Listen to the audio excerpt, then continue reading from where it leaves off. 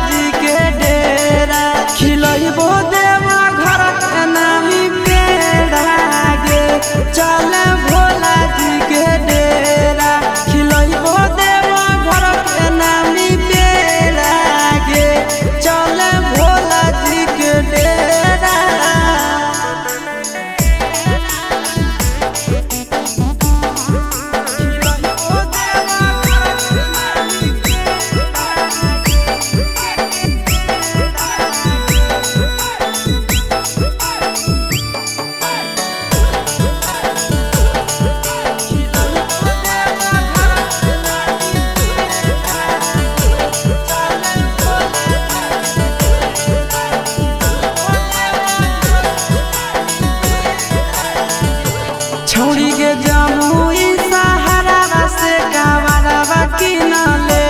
एगो गेरुआ रंग के सूट सलवारवा पिन्हले।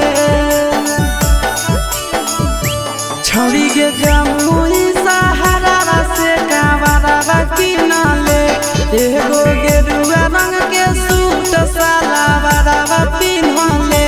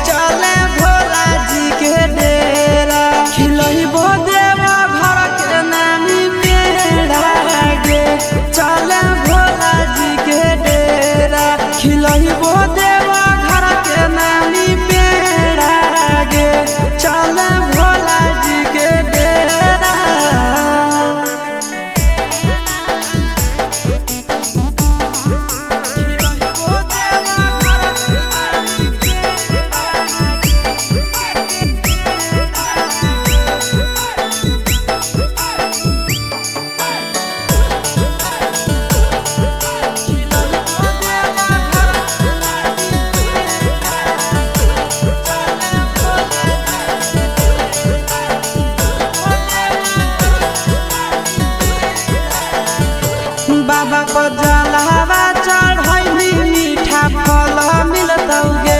पैदल देवघर जैली दूल्हा पढ़ल मिलतौगे। बाबा को जलवा चढ़ैली मीठा फल मिलतौगे पैदल देवघर जैली दूल्हा पढ़ल मिलतौगे। चिंटू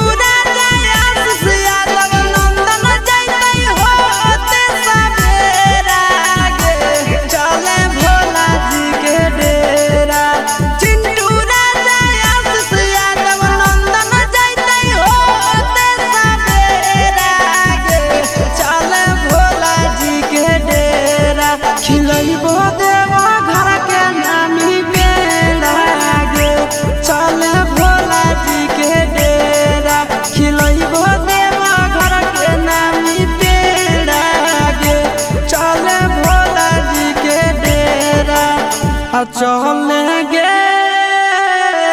पता रखी बोला बोला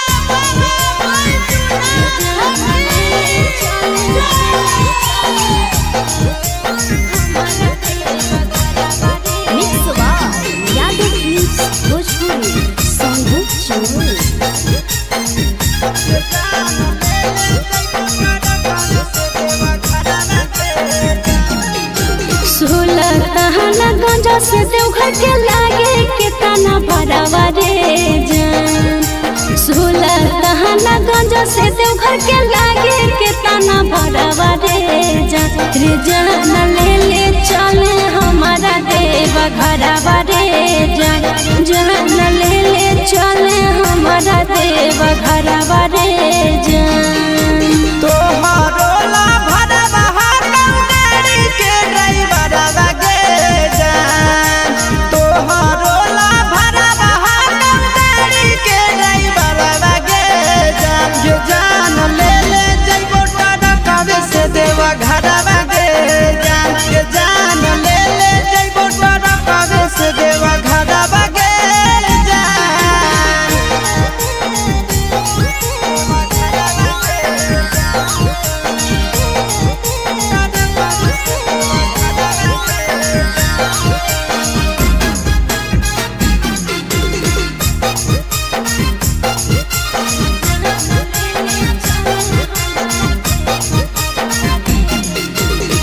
बरसै सावन हमा जब तरसो है मन हमारे कहियो नहीं गेलिए छोड़ा भोला के भवन हमारे रेडी रही हो जान काले हक देवई गरी आगे पहले सो मारी ले जइबो बाबा के दुआरी आगे अरे पहिले से किनले ही गेरुआ सूट सलवारवा रे जान पहिले से किनले ही गेरुआ सूट सलवारवा रे जान ले ले चले हमारा देव घरवा रे जान ले ले जइबो टरकवे से देवा घरवा गे जान